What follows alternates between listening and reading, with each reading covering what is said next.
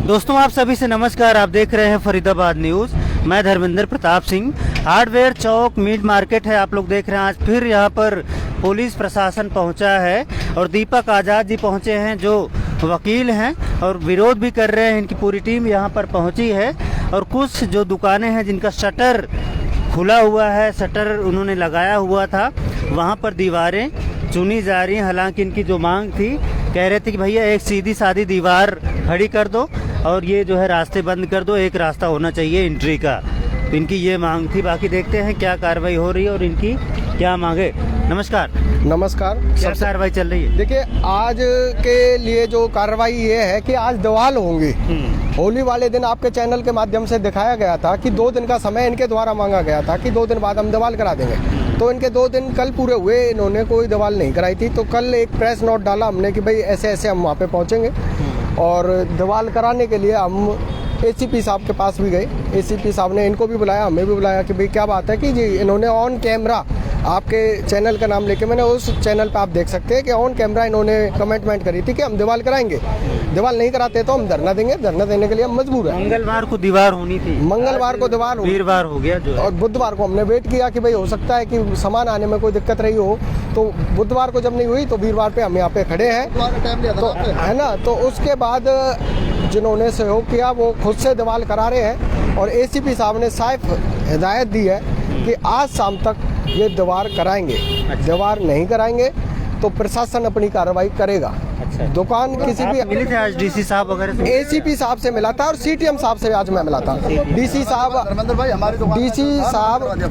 साहब आज half day की छुट्टी पे, तो दोपहर के बाद वो आएंगे, मतलब किसी काम में बिजी हैं वो, तो दोपहर बाद आएंगे। बाकी आज सीटीएम साहब से मेरी मीटिंग हुई है, पर्सनली उनसे मीटिंग भी हुई है, फोटो भी है उस चीज़ का कि भाई कोई आपने मांग रखी थी?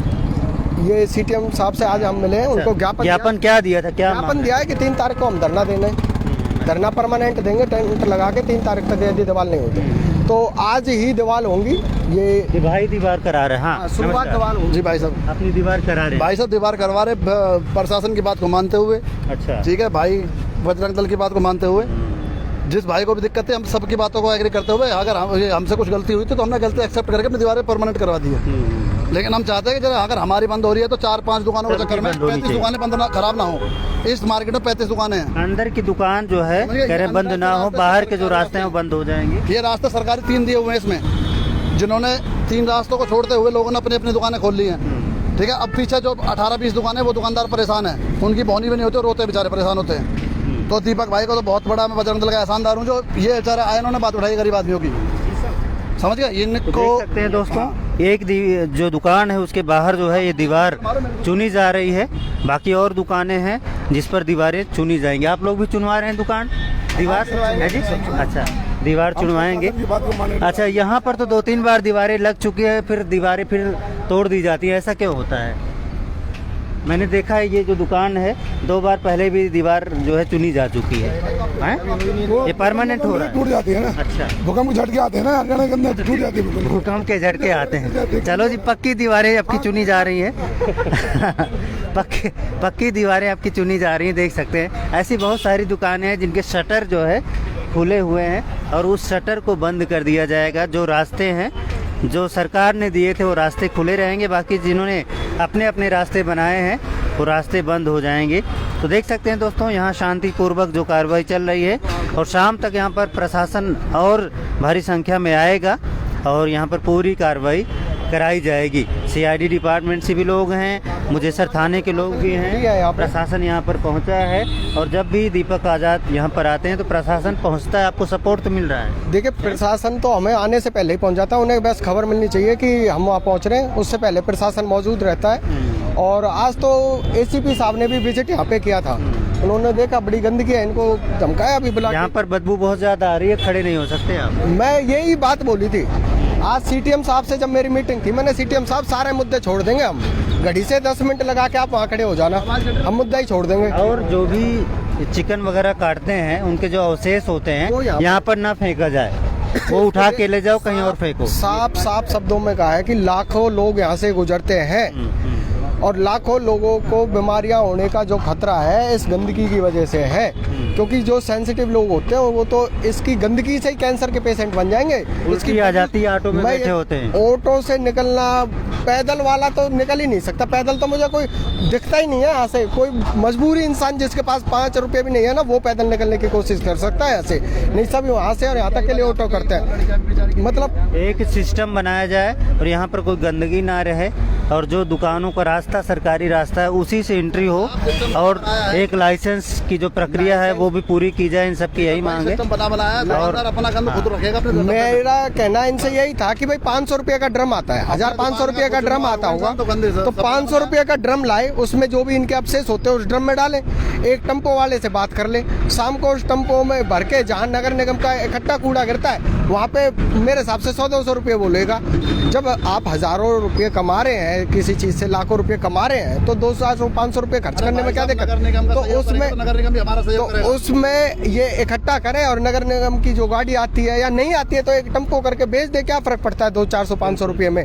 तो यहाँ से ये अवशेष फेंक देंगे तो पन्नी से बदबू नहीं आती, ये जो बदबू है ना अवशेष की है, 12 घंटे के बाद तो इनका फ्रेश मीट भी इतना गंदा हो जाएगा, उसे खा ले तो कैंसर का पेशेंट बन जाए। मैं तो फरीदाबाद वासियों से एक बात कहूँगा कि ये जो मांस मीट खा रहे हैं ना, बड़ी गंदी बीमारियां होंगी इनको। अभी तो इन्हें स्वाद में इनको लगता है कि हम प्रोटीन खा रहे हैं, परंतु प्रोटीन है नहीं उसमें कहाँ से प्रोटीन होगा? वो बीमार सड़े हुए इतने गंदी चीजें हैं। ये जो अवशेष होते हैं ये कई सारे वायरस, कई सारी बीमारियों को जन्म देते हैं। आपने देखा होगा जो कुछ वायरस होते हैं वो कहते हैं कि पशुओं से जो है ना वो पैदा होते हैं। अभी कोरोना जो वायरस है इसके बारे में भी यही कहा जा रहा था कि ये भी पशुओं से पैदा हुआ है। तो जो भी गंदगी है, बदबू है, अवशेष हैं, सड़ जाते हैं, उनमें मच्छर पैदा होते हैं, उनमें बैक्टीरिया वायरस पैदा हो जाते हैं जो कई बीमारियों को भी जन्म देते हैं। लेकिन ये गंदगी अगर यहाँ पर नहीं रहेगी तो जो भी यहाँ पर खरीदने भी आ रहे हैं उनको भी ना तो इसमें लाएगी ना तो बीमारियाँ लाएंगी, और जो दुकानदार हैं उनको भी बीमारियाँ नहीं लाएंगी। मैं तो यही कहता हूँ कि भाई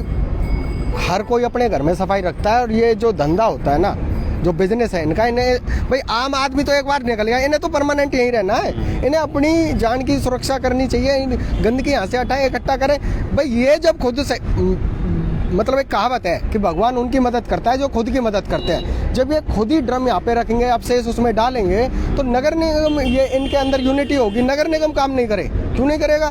मतलब जब हम जिस दिन आवाज़ उठाई थी मैं अकेला था, एक अकेले की आवाज़ से इनके ऊपर कार्रवाई हो सकती है, तो ये सारे मिलके जब नगर निगम से बोलेंगे तो नगर निगम खत्ता ना उठाए यहाँ से। इतनी हिम्मत नहीं है नगर निगम के अंदर कार्रवाई नहीं करे। कार्रवाई तो होगी, कार्रवाई होगी, ये इकट्ठे हो लिखित में। ये सब कहते हैं कि हमने 100 बार बोल दिया, 500 बार बोल दिया, अरे एक भी तो रिटर्न में दिखाओ कि तुमने रिटर्न में क्या दिया। लिखतम के आगे वक्तम नहीं चलती, रिटर्न में दिखाओ भाई हमने इतनी कंप्लेंट उनको रिटर्न में दे रखी है। रिटर्न दिखाते नहीं है। मतलब जब मुद्दा मीट मार्केट का आता है सबका ध्यान, पूरी मीडिया का ध्यान इस कूड़े की तरफ खींचा जाता है। अरे कूड़े में जो बदबू आने का कारण है वो तो ये मांस का अवशेष है, इसका मुख्य कारण पन्नी थोड़ी है, पत्ते थोड़ी है, उसका बदबू का कारण तो मांस का अवशेष है। तो इसका ध्यान ये इधर की तरफ आकर एक गड्ढा है उसको भी भरा जाए, इसको पूर्ण रूप से बंद कर देना चाहिए ना। देखो जब उन्होंने खत्ता यहाँ पे रखा होगा, जो गड्ढा बनाया होगा, जब यहाँ पे लोकेलिटी में कम लोग होंगे, पर अब तो लोगों की आना जाना, लाखों लोगों का आवागमन यहाँ से होता है, तो अब इन्हें ये गड्ढा बंद कर देना चाहिए। और एक बड़ा डस्टबिन यहाँ पे रखे जो डेली सुबह यहाँ से उठे, है ना। और इन दुकानदारों को ड्रम रखने चाहिए, और ये उसमें भी जब डालें जब वो ट्रक आए उठाने के लिए, नहीं पहले डाल के रखे बदबू कर दिए, या फिर अपना एक ऑटो कर ले। आजाद जी हैं जो अंदर के दुकानदार हैं, इनकी तारीफ भी कर रहे हैं, क्योंकि अब उनको भी थोड़ा सा काम धंधा उनका भी बढ़ेगा, क्योंकि जो बाहर के शटर बंद हो जाएंगे तो कस्टमर अंदर तक भी पहुंचेंगे। तो कई लोग इनके काम से खुश भी हैं। बाकी यहाँ पर जो है जो गंदगी है हटाई जाए, गड्ढे को भरवाया जाए, इन सब की यही मांग है। जो बदबू फैल रही है, बीमारियाँ फैल रही हैं, इन्फेक्शंस फैल रहे हैं, तो उसको रोका जाए, कई सारी बीमारियाँ रुकेंगी। तो जो भी होगा आपको बताएंगे, आपको दिखाते रहेंगे, जो भी कार्रवाई यहाँ पर होगी उसके बारे में आपको अपडेट देते रहेंगे। फरीदाबाद न्यूज़ से धर्मेंद्र प्रताप सिंह, नमस्कार।